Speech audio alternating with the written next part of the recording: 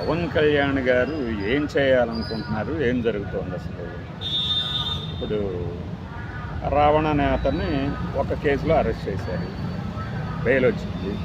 ఆ బెయిల్ వచ్చి రిలీజ్ అయ్యే టైంకి ఇంకో కేసు పెట్టారన్నారు, మళ్ళీ దానికి బెయిల్ వచ్చింది. ఇది ఇది ఎట్లా చూస్తారు మీరు? ఇది కక్ష సాధింపుగానే కనపడుతుంది. మీరేమీ దాచుకుంటున్నట్టు కూడా కనపడట్లేదు. మనము ఏవైతే వస్త్రాలతో తిరుగుతున్నామో అవన్నీ ఊడిపోతున్నాయి. మీరు బహుశా కేసు పెడతాము అనడం మీద ఉన్న శ్రద్ధ పద్ధతిని ఫాలో అవడంలో కూడా పెడితే అందరూ హర్షిస్తారు. లేకపోతే ఏమవుతుందంటే ఇలా అభాస పాలవుతూ ఉంటారు. అసలు మనము చట్టాన్ని అతిక్రమించకూడదు, ప్రతి వాళ్ళు అవతల వారి స్వేచ్ఛ హరించకూడదు, వ్యక్తిత్వ హననం కాదు అన్నప్పుడు మీ వ్యక్తిత్వాన్ని హననం చేస్తున్నారు అని మీరు భావించినప్పుడు పద్ధతి ఇది కాదనుకుంటా నాకు తెలిసి. లేకపోతే ఏమవుతుందంటే ఒక కోర్టు ఒక సెక్షన్ కింద పెట్టిన కేసుని అంగీకరించలేదు రిమాండ్ ఇవ్వటానికి అనుకున్నప్పుడు మీరు అప్పుడైనా సరే మేల్కోవాలి కదా, ఇది కరెక్ట్ కాదేమో అని. రెండో కోర్టు కూడా అలానే చేస్తే బహుశా ఏం లేదు, మేము ఇలా తిప్పడానికే పెట్టాం తప్పితే మాకు సీరియస్నెస్ ఏం లేదు దీని మీద, ఇతన్నేమి అరెస్ట్ చేయాలనేది మా కోరిక కూడా కాదు, జైలుకి పంపించాలనేది మా కోరిక కూడా కాదు, తిప్పడమే మా కోరిక, మా లక్ష్యం అనుకుంటే అది ఓకే. కానీ జైలుకి పంపించాలి, శిక్ష వేయించాలి, ఇతను తప్పు చేశాడు, మేము చట్ట ప్రకారం వెళ్తున్నాము అని కనుక అనుకుంటే మార్గం వేరు కదా. అసలు ఒక వ్యాఖ్యలు కామెంట్ చేశారు, ఏది సోషల్ మీడియా ప్లాట్ఫామ్ మీద లేకపోతే పబ్లిక్గా వేదికల మీద. సోషల్ మీడియా వ్యాఖ్యలకు సంబంధించిన సెక్షన్లు పెడితే దానికి సంబంధించైనా లేదు, పబ్లిక్గా వేదికల మీద మమ్మల్ని దూషించాడు, పండబూతులు తిట్టాడు అని భావించిన దానికి ముందంటూ నోటీస్ ఇవ్వాలి కదా పోలీసులు. ఈ ప్రక్రియ ఎందుకు మర్చిపోతున్నారు?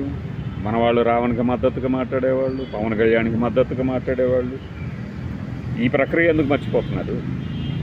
నోటీస్ ఇవ్వాలి కదా. నోటీసులు ఇచ్చిన తర్వాత అతను వాయిదా కోరతాడు ఖచ్చితంగా, నాకు టైం కావాలి విచారణకు హాజరయ్యాను. ఎస్, తర్వాత మళ్ళీ ఇంకో టైం తీసుకోండి, విచారణకు వస్తాడు కదా, వస్తాడు, అప్పుడు అడగండి, ప్రశ్నలు అడగండి, జవాబులు చెప్తాడు. చెప్పలేదనుకోండి అరెస్ట్ చూపించండి, రిమాండ్కి పంపిస్తారు. అప్పుడు జడ్జి గారు ఖచ్చితంగా జరుగుతుంది. ఎందుకంటే ఇది ఒక ఆర్గనైజ్డ్ క్రైమ్ అని ఏది కామెంట్లు పెట్టడం కూడా ఆర్గనైజ్డ్ క్రైమ్ కింద గత 2 ఏళ్లుగా కొన్ని ఇన్సిడెంట్ల విషయంలో ప్రస్తావించారు కాబట్టి కోర్టుల్లో ఆ రకంగా వెళ్ళాలి కదా. అది వదిలేసి ఇలా రిలీజ్ కాగానే అలా అంటే పోలీసు వ్యవస్థ మధ్యలో నవ్వుల పాలవుతుంది. సిగ్గేయటం లేదా? గతంలో కూడా చాలాసార్లు చెప్పాము, అప్పుడు ప్రభుత్వం ఉన్నప్పుడు వాళ్ళు ఏదో కక్ష సాధింపుకు పాల్పడ్డారు అన్నారు వీళ్ళు. సరే, ఇప్పుడు స్వేచ్ఛా వాయువులు పిలుస్తున్నారు అన్నారు కదా, మరి ఆ స్వేచ్ఛా వాయువులు ఈ ఒక్కడి విషయంలోనే వర్తిస్తున్నాయా? ఇప్పుడు అతను చాలా ఘాటుగా మాట్లాడాడు అనడంలో సందేహమే లేదు. ఏంటి అంత దమ్ముగా మాట్లాడినప్పుడు పారిపోవడం ఎందుకు? నేను ఆయన అన్న మాటలనే అన్నాను అని ఆయన అన్న టోన్లోనే ఇతను అన్నాడు, ప్రశ్నించాడు. రైట్, బాగానే ఉంది. మీ స్పందన ఏంటి? సోషల్ మీడియా ఒక లెజిస్లేషన్ తీసుకురాబోతున్నాం, తీసురండి. మీరు తీసుకొచ్చేది సీజ్ ద షిప్ టైపులో ఉంటుందని చెప్పేసి మీకు సంబంధించిన వాళ్ళే ఆల్రెడీ మొదలుపెట్టేశారు. మీరు ఇవన్నీ కాదు, ఉన్న చట్టాలని సక్రమంగా వినియోగించినా చాలు కదా. మీరు పదే పదే నా పరువుకు భంగం వాటిల్లేగా చేస్తున్నారు, నోటీస్ పంపిద్దాం, విచారణకు హాజరవుతాడు, ప్రశ్నలు వేస్తారు, సేమ్ మళ్ళీ ఇందాక నేను చెప్పింది రిపీట్ అవుతుంది. కోర్టులో హాజరుపరచండి, కోర్టులో సరైన విధంగా మీ లాయర్ చేత వాదింపనేయండి. ప్రభుత్వం తరపున లాయరు ఎందుకని విఫలమవుతున్నాడు? ఒక వ్యక్తిని ఒకే తరహా కేసులో 2 చోట్ల ప్రొడ్యూస్ చేసిన, 2 చోట్ల బెయిల్ ఇచ్చేస్తున్నాం, స్టేషన్ బెయిలు, కోర్టు బెయిలు, అది కూడా పర్సనల్ బెయిలు అంటే మరి ఆలోచించుకోవాల్సిన అవసరం లేదా? అది పక్కన పెడితే పోతున్న పరువు ఎవరిది? అరే పైగా వారి తరపున వాళ్ళు మమ్మల్ని ఏమీ చేయలేరు, మీరు మమ్మల్ని ఏమీ చేయలేరు, కోర్టుల్లో ప్రొడ్యూస్ మాత్రమే చేయగలరు, మేము బెయిల్ తెచ్చుకుంటాం, లేదంటే మేము బయట తిరుగుతాం, ఇంకా నేను రెచ్చిపోతాను అంటే స్వేచ్ఛకు హద్దులు ఉంటాయి, కరెక్టే, ఇది ప్రతివాడు చెప్పేదే. కానీ దానిని నేను చట్టాన్ని అమలు చేసే వ్యక్తి హోదాగా ఉండి, డిప్యూటీ సీఎం గారు ఆ హోదాలో ఉండి ఇలా విఫలమవుతుంటే ఇది పద్ధతి కాదు అని గ్రహించాలి కదా. గ్రహించకుండా ఇంకా నేను ఇంకో 100 కేసులు పెడతాను, వరుసగా తిప్పుతాను, ఇదే నేను కక్ష సాధించే మార్గము అనుకోవడమే తప్పు. అదే ఇప్పుడు కొంపలు ముంచుతుంది చాలామందిది. వీళ్ళంటే వీళ్ళ వెనక ఒక కులం ఉండొచ్చు, లేకపోతే ఒక వర్గం ఉండొచ్చు, అతనిని అభిమానించే వాళ్ళు ఉండొచ్చు, బెయిల్ తీసుకురావడానికి రెడీగా ఉండొచ్చు. మరి చిన్న చితక వాళ్ళ పరిస్థితి ఏంటి? వాళ్ళ విషయంలో ఇలా ఉండదు కదా. అది వదిలేసేసి మనం రెచ్చగొట్టే దూరంలో మనమే సమాజానికి అలవాటు చేసేసి మన ఫ్యాన్స్ అందరినీ రెచ్చగొట్టే దూరంలో అంత నాకు అర్థం కాలేదు. మాకు రావణ్ణి అప్పచెప్పండి అని చెప్పి జనసేన లీడర్లు కేడరు వెళ్ళారంటున్నారు కదా. వాళ్ళు అరెస్ట్ చేయకముందు ఏం చేశారు? అతని సొసైటీలోనే కదా తిరుగుతుంది. వారు వీడియోలు చేస్తూనే ఉన్నారు కదా. ఆయన ఎక్కడ దాక్కోలేదు కదా, బయట ఓపెన్గానే తిరుగుతున్నాడు కదా.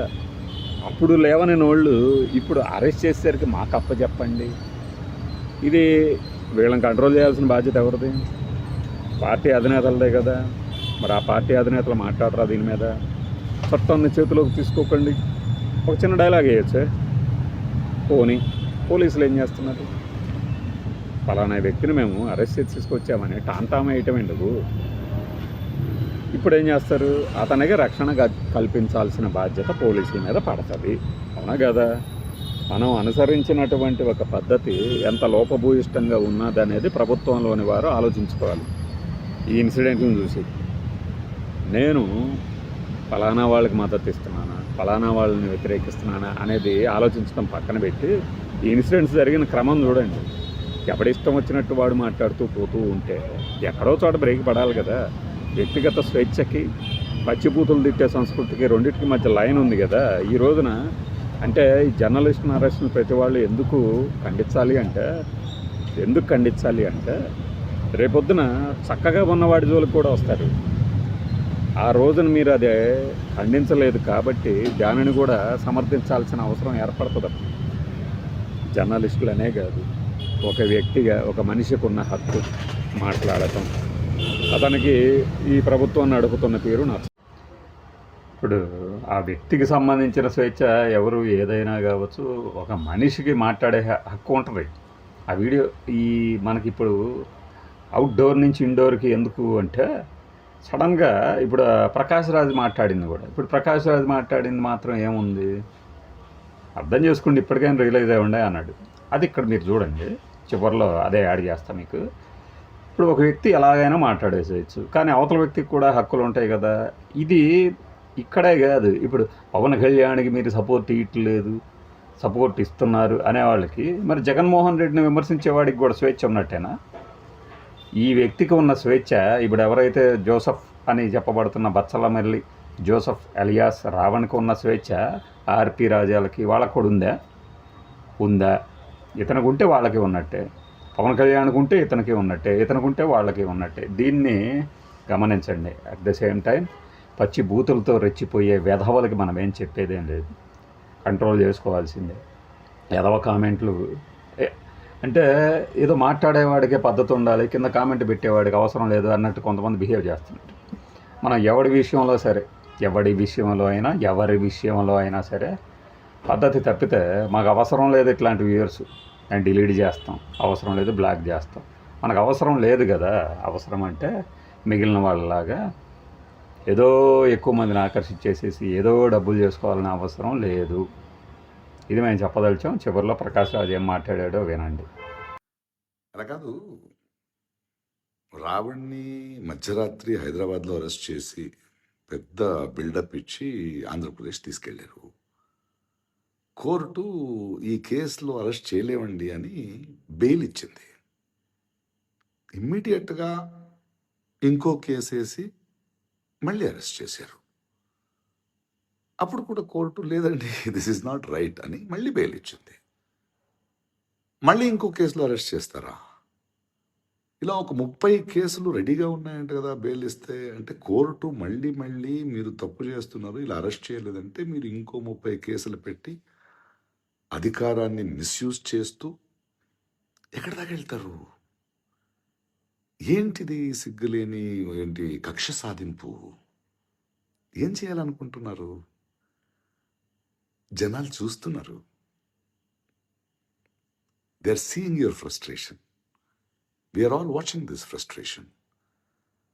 You can't misuse power like this. Hope you release him soon.